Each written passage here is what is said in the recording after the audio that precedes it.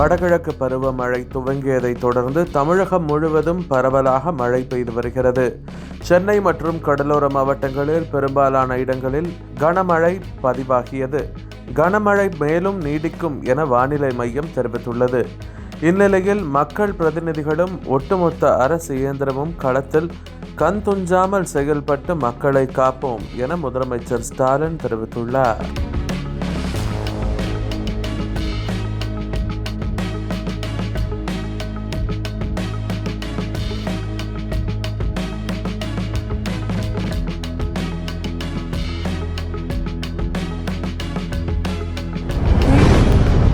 செங்கல்பட்டு, காஞ்சிபுரம் மாவட்டத்தில் பெய்து வரும் மழை காரணமாக பொதுப்பணித்துறை கட்டுப்பாட்டில் உள்ள 15 ஏரிகள் முழு கொள்ளளவை எட்டியுள்ளன. தமிழகத்தில் தனியார் பள்ளிகளில் கல்வி உரிமை சட்டத்தின் கீழ் மாணவர்களை சேர்ப்பதற்கான தமிழக அரசு விடுத்த அறிவிக்கை படுதோல்வி அடைந்துள்ளது என்று குற்றம் சாட்டியுள்ள பாமக தலைவர் அன்புமணி, கல்வியில் சிறந்த தமிழகம் அல்ல, கல்வியில் சீரழிந்த தமிழகம் என்று தெரிவித்துள்ளார். இந்தியாவில் 2017க்கு பின் 4000 யானைகள் குறைந்திருப்பதாக அதிர்ச்சி தகவல் வெளியாகியுள்ளது. இந்தியா முழுவதும் 2017இல் 27,312 யானைகள் இருந்துள்ளது. 2021, 2025இல் எடுக்கப்பட்ட கணக்கெடுப்பில் 22,446 யானைகள் உள்ளதாக கணக்கிடப்பட்டுள்ளது. இதன்படி 4,065 யானைகள் குறைந்துள்ளன.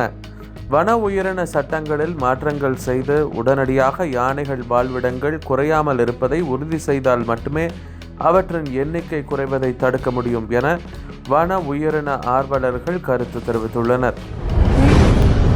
சட்ட விதிகளுக்கு புறம்பாக தேர்தல் நிதி திரட்டியதாக தொடரப்பட்ட வழக்கில் பிரான்ஸ் நாட்டின் முன்னாள் அதிபர் நிக்கோலஸ் சர்கோசி சிறையில் அடைக்கப்பட்டார்.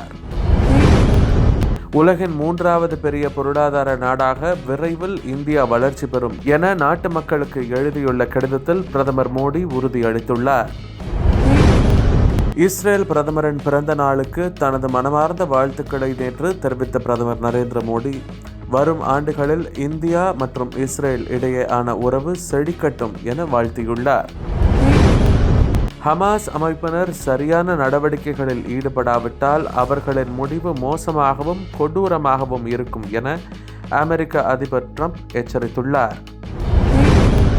ஜப்பான் பார்லிமென்டில் கீழவையில் நடைபெற்ற ஓட்டெடுப்பில் சனேனே டகாய்ச்சி வெற்றி பெற்றுள்ளார்.